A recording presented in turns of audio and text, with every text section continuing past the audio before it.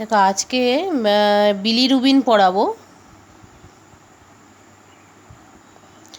এই বিলিরুবিনটা কি এবং কোথা থেকে আসে, তার ফেট কি, কিভাবে ধ্বংস হয়, কিভাবে উৎপত্তি হয় এবং এই বিলিরুবিন টেস্ট কেন করা হয় বা বিলিরুবিন টেস্টের মধ্যে কি কি টেস্ট করতে হয়, এই সমস্তগুলো আজকে তোমাদের এই ক্লাসে পড়াবো। তো বিলিরুবিন কি না, একটা ইয়েলোইশ কালার। আমরা কি বলি যে আরবিসি ব্রেক, আমরা কি পড়েছিলাম আগে যে আরবিসি ব্রেকডাউন হয়ে যাচ্ছে, ব্রেকডাউন হয়ে কি হয় না হিম আর গ্লোবিন পার্টে ভেঙে যায়। তো সেই হিম পার্টের থেকে উৎপন্ন হয় কি না বিলিরুবিন। বিলিরুবিন কীভাবে আসে আমি বুঝিয়ে দিচ্ছি পরে। এটা কি না yellowish colouring agent which is formed by breakdown of RBC, bilirubin. এবার বিলিরুবিন টেস্টের মধ্যে কি কি করতে হয়, তিনটে টেস্ট হয় বিলিরুবিনের। একটা হয় কি না টোটাল বিলিরুবিন টেস্ট,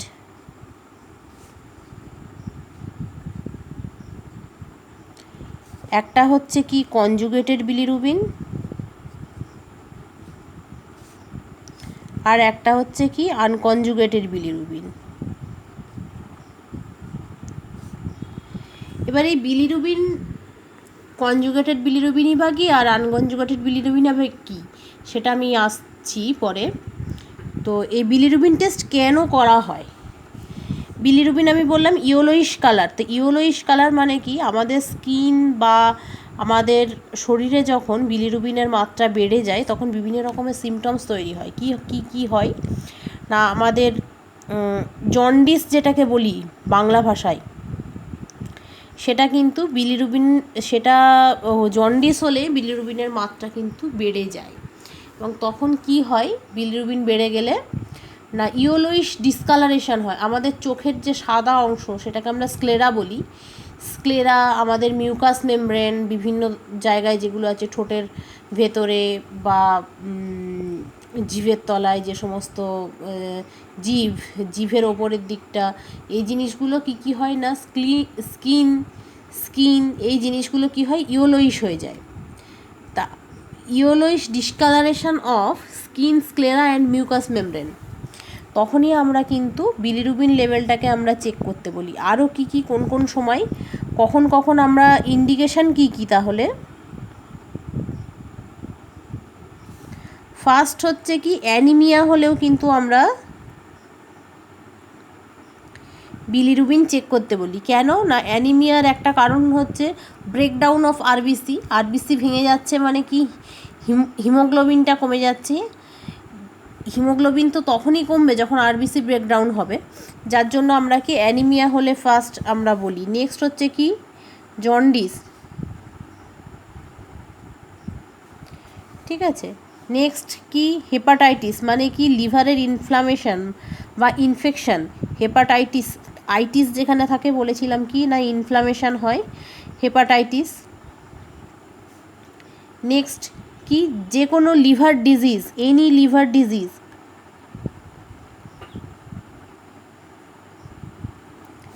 নেক্সট কি অ্যালকোহলিক লিভার ডিজিজ।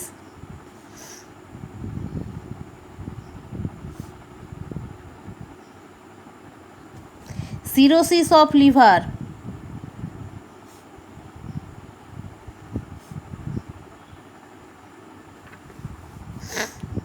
নেক্সট হচ্ছে কি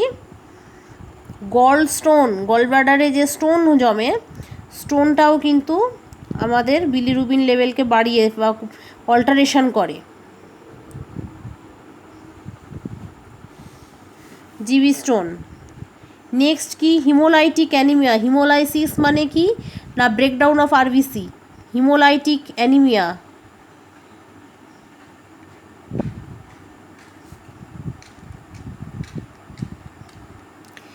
এই সমস্তগুলোতে আমরা কিন্তু বিলিরুবিন টেস্ট আমরা করতে দিই। নেক্সট কি আমি এখানে বললাম এই টোটাল বিলিরুবিন। আমাদের টোটাল বিলিরুবিন কোনটাকে বলি আমরা না কনজুগেটেড অ্যান্ড আনকনজুগেটেড এই দুটো বিলিরুবিনকে একসাথে আমরা টোটাল বিলিরুবিন লেভেল বলব। টোটাল বিলিরুবিন লেভেল আমাদের ব্লাডে কত থাকা উচিত না 0.1 থেকে 1.2 mg, এটা 1.4 mg পর্যন্ত ভ্যারি করতে পারে, কিন্তু 1.2 এর মধ্যে থাকাই নর্মাল। নেক্সট হচ্ছে কি কনজুগেটেড বিলিরুবিন। কনজুগেটেড বিলিরুবিন সবসময় থাকবে হচ্ছে 0.2 থেকে 0.4 mg/dl এর মধ্যে, ঠিক আছে, কনজুগেটেড বিলিরুবিন। নেক্সট হচ্ছে কি আনকনজুগেটেড বিলিরুবিন। আনকনজুগেটেড বিলিরুবিন এটা একটু বেশি থাকে, 0 থেকে 1.2 পর্যন্ত ভ্যারি করে, ঠিক আছে, পার/dl। এই টোটাল বিলিরুবিন, আনকনজুগেটেড এবং কনজুগেটেড বিলিরুবিনের টোটাল রেঞ্জগুলো তোমাদের মনে রাখতে হবে, অবশ্যই একদম মনে রাখবে। টোটাল বিলিরুবিনটা কি করে হয় না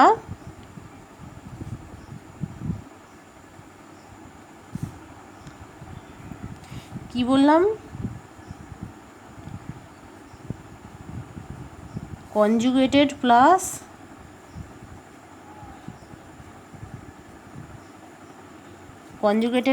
আনকনজুগেটেড, এই দুটোকে বলছি আমরা টোটাল বিলিরুবিন।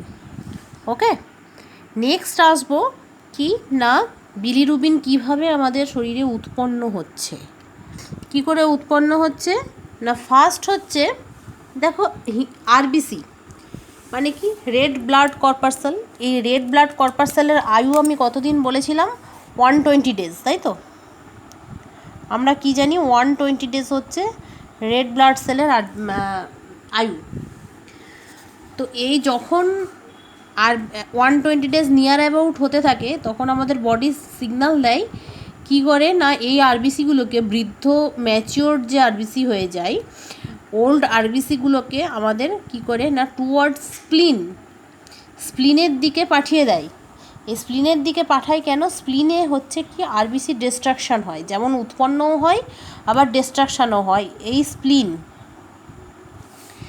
স্প্লিনে গিয়ে কি হয় না আরবিসি ভেঙে যাচ্ছে, আরবিসি ভেঙে গিয়ে কি হয় না হিম অ্যান্ড গ্লোবিন পার্ট বলেছিলাম। গ্লোবিন পার্ট কি? গ্লোবিন মানে হচ্ছে main protein, amino acid part. Amino অ্যাসিডটা কি হয় আবার ফার্দার চলে যায় আমাদের ব্লাডে মিশে যায় এবং স্টোর থাকে। তখন ভবিষ্যতে ইন ফিউচার যদি আবার আমাদের আরবিসি উৎপন্ন করতে হয় বা বিভিন্ন ডেফিসিয়েন্সি যখন হয় তখন এই অ্যামাইনো অ্যাসিড ব্রেকডাউন হয়ে তখন সেই ডেফিসিয়েন্সি বা সেই জায়গাটা মেকআপ করে। এবং এখানে কি হয় এবার কি বাকি পড়ে রইল কি এই হিম পার্টটা। হিম পার্ট কী করে, হিম পার্ট স্প্লিন থেকে চলে যায় আবার আমাদের একটা সিস্টেম আছে স্প্লিন, লিভার অ্যান্ড বোন ম্যারো, এই তিনটের মধ্যে একটা ট্রায়াঙ্গেল স্ট্রাকচার বা একটা ব্লাডের আমরা কি বলেছিলাম ব্লাড কানেকটিভ টিস্যু, তাই তো, কমিউনিকেশান করে। এই তিনটে স্প্লিন, লিভার অ্যান্ড বোন ম্যারো, এই তিনটের মধ্যে একটা সিস্টেম আছে যেটার নাম হচ্ছে আরই সিস্টেম, রেটিকুলো এন্ডোথেলিমিক সিস্টেম, আরই সিস্টেম। সেই আরই সিস্টেম দিয়ে কি হয় স্প্লিন থেকে ব্লাড আবার চলে আসছে, সার্কুলেট করছে ব্লাড, তখন কি থাকছে না এই বিলিভার্ডিনের কালার কি হয় না গ্রিন কালার হয়ে থাকে। কিন্তু বিলিভার্ডিন হয়ে তো বেশিক্ষণ থাকতে পারবে না, তো বিলিভার্ডিন কি হয় যখনই ব্লাডে আসে তখনই সঙ্গে সঙ্গে কী হয় এই বিলিভার্ডিন রিডাকটেজ এনজাইম বিলিভার্ডিনের সঙ্গে অ্যাড হয়ে যায় এবং তখন কি হয় না বিলিরুবিন তৈরি হয়, বিলিরুবিন যেটা ইয়েলোইশ ইন কালার, এই গ্রিনিশ কালার তখন ইয়েলোইশ কালারে পরিণত হয়ে যায়। তখন কি সেটাকে আমরা বলি আনকনজুগেটেড। কনজুগেটেড মানে কি জোড়া লাগার আগে। কি জোড়া লাগার আগে না অ্যালবুমিন এই প্রোটিন পার্টের সাথে জোড়া লাগার আগের পার্ট হচ্ছে আনকনজুগেটেড বিলিরুবিন। এই আনকনজুগেটেড বিলিরুবিন তখন কি করে, এটা এই আনকনজুগেটেড ফর্মটা তোমার নন সলেবল ইন ওয়াটার বা প্লাজমা, এই আনকনজুগেটেড ফর্মটা কিন্তু এটা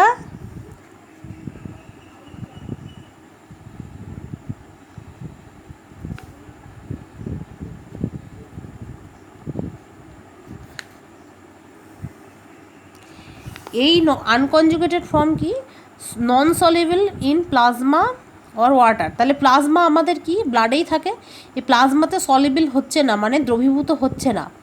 তখন কি হয়, তাহলে তো কি, যদি না দ্রবীভূত হয় ও তো একটা আলাদা সাবস্টেন্স হিসাবে ব্লাডে ঘুরছে, তখন তো শরীর সেটাকে এক্সক্রিট করে দেওয়ার চেষ্টা করবে, কিংবা ওটাকে অন্যভাবে মডিফাই করার চেষ্টা করবে। তো মডিফাই কিভাবে হয় না, তখন এই বিলিরুবিন অ্যালবুমিনের সঙ্গে প্লাজমাতে আমাদের কি থাকে, প্লাজমার মেন কম্পোনেন্ট বলেছিলাম অ্যালবুমিন। এই অ্যালবুমিন প্লাজমা প্রোটিন, অ্যালবুমিন, এই প্লাজমা প্রোটিন অ্যালবুমিনের সঙ্গে ও যুক্ত হয়। যুক্ত হয়ে কি করে, ওই ব্লাড বললাম, স্প্লিন, ব্লাড আর লিভারের মধ্যে একটা কানেকশান আছে, তিনটে ট্রায়াঙ্গেল। এই ট্রায়াঙ্গেল স্প্লিন থেকে বেরিয়ে ও ব্লাডে ঘুরছিল, ব্লাডে অ্যালবুমিন প্লাজমাতে ব্লাড থেকে অ্যালবুমিনের সঙ্গে যুক্ত হয়ে এবার কোথায় যাবে না, লিভারে যাবে। এখানে লিভারে গেল, এবার লিভারে কি কি থাকে না, এনজাইম থাকে বিভিন্ন রকমের। তো এই এনজাইম, এটাকে বলে কি ট্রান্সফারেজ এনজাইম। ট্রান্সফারেজ এনজাইম এবং লিভারে কি গ্লুকর্নিক অ্যাসিড থাকে। এই গ্লুকর্নিক অ্যাসিডের সঙ্গে এবং ট্রান্সফারেজ এনজাইমের উপস্থিতিতে ও কি করে, এই আনকনজুগেটেড ফর্মটা কনজুগেটেড বিলিরুবিন হয়।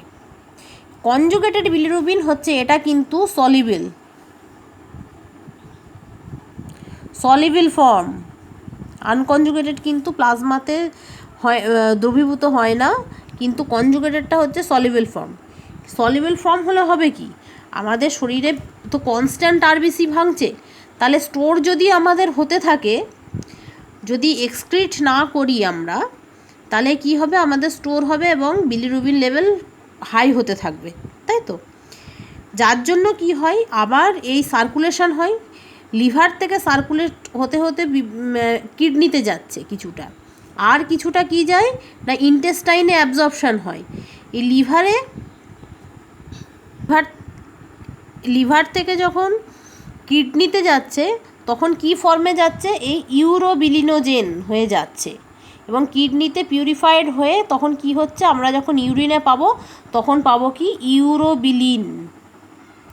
কিন্তু ম্যাক্সিমাম পার্টটাই বিলিরুবিনের আমাদের কি করে, স্টুলের কালারের জন্য, আমি কি বলেছিলাম না, স্টার্কোবিলিনোজেন, এই ইন্টেস্টাইনে যখন যাচ্ছে বিলিরুবিন, তখন কি হিসাবে যাচ্ছে না, এই স্টার্কোবিলিনোজেন, এবং স্টার্কোবিলিনোজেন ইন্টেস্টাইনে অ্যাবজর্পশন হওয়ার পরে এই স্টার্কোবিলিন হয়ে তোমার স্টুলের কালার তৈরি করছে, ইয়েলো কালার, যে স্টুল আমরা, যার জন্য আমরা ইয়েলো কালারের পাই, স্টার্কোবিলিন, এবং বাইরে বেরিয়ে যাচ্ছে।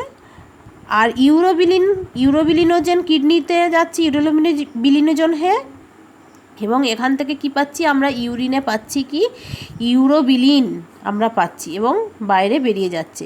এই হচ্ছে টোটাল বিলিরুবিনের ফেট। বিলিরুবিন তাহলে কোথা থেকে এলো বোঝা গেল, আরবিসি ব্রেকডাউন হচ্ছে, বিভিন্ন রিয়াকশান হতে হতে কনজুগেটেড বিলিরুবিন সেখান থেকে লিভারে যাচ্ছে, অ্যালবুমিনের সাথে যুক্ত হওয়ার পর লিভারে গিয়ে সেখানে আরও ট্রান্সফারেজ এনজাইম এবং গ্লুকর্নিক অ্যাসিডের সঙ্গে যুক্ত হয়ে কনজুগেটেড ফর্ম হচ্ছে। কনজুগেটেড ফর্ম হয়ে দুভাগে ভাগ হয়ে যাচ্ছে, একটা কিডনিতে যাচ্ছে, একটা ইন্টেস্টাইনে যাচ্ছে। ইন্টেস্টাইনে যাচ্ছে স্টার্কোবিলিনোজেন, সেখান থেকে স্টার্কোবিলিন হয়ে স্টুল বেরিয়ে যাচ্ছে, এবং কিডনিতে যেটা যাচ্ছে সেটা কি ইউরোবিলিনোজেন, এবং ইউরিনের সঙ্গে সেটা ইউরোবিলিন হয়ে বেরিয়ে যাচ্ছে, যার জন্য ইউরিনেরও কালার কিন্তু আমরা কি পাই না, পেল yellow.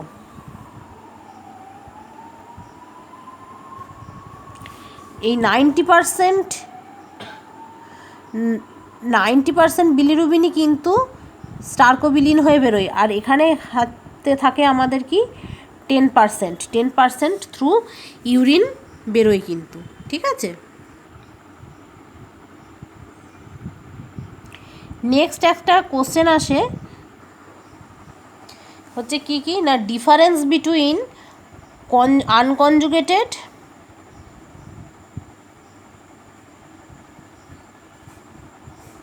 And conjugated.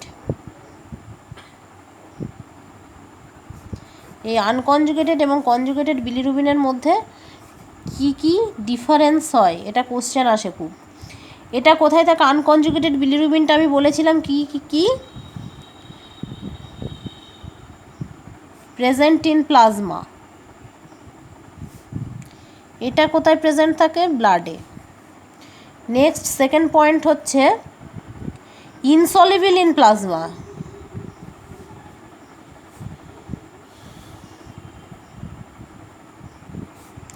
Plasma or water,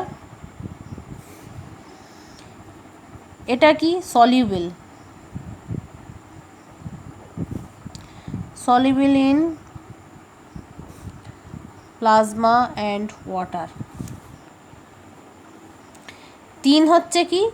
unconjugated bilirubin কখনোই কিন্তু ইউরিনে আমরা পাবো না, কারণ আনকনজুগেটেড বিলিরুবিন আমাদের কিডনি দিয়ে পাস করে না, যার জন্য কি অ্যাবসেন্ট ইন ইউরিন। কিন্তু কনজুগেটেড বিলিরুবিনটা ক্যান পাস, এখানে প্রেজেন্ট ইন ইউরিন।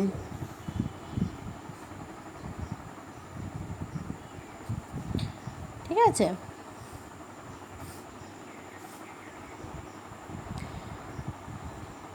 চার নাম্বার পয়েন্ট হচ্ছে একটা ল্যাবে আমরা টেস্ট পাই, যেটাকে আমরা বলি, এটা দিয়ে কনজুগেটেড এবং আনকনজুগেটেড বিলিরুবিনকে টেস্ট করা হয় ভ্যানডেনবার্জ রিয়াকশন।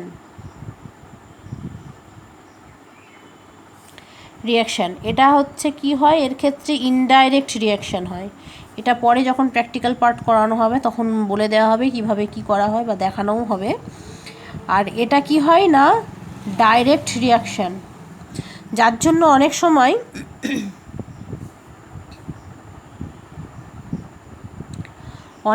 এই কনজুগেটেড বিলিরুবিনকে আমরা আরেকটা নামে বলি, যেটা হচ্ছে কি ইনডাইরেক্ট বিলিরুবিন, আর এটাকে বলা হয় কি ডাইরেক্ট বিলিরুবিন। ঠিক আছে? এই চারটে কিন্তু ডিফারেন্স খুব পরীক্ষায় আসে, যে কনজুগেটেড এবং আনকনজুগেটেড বিলিরুবিনের কি ডিফারেন্স। আশা করি বোঝা গেছে এটা।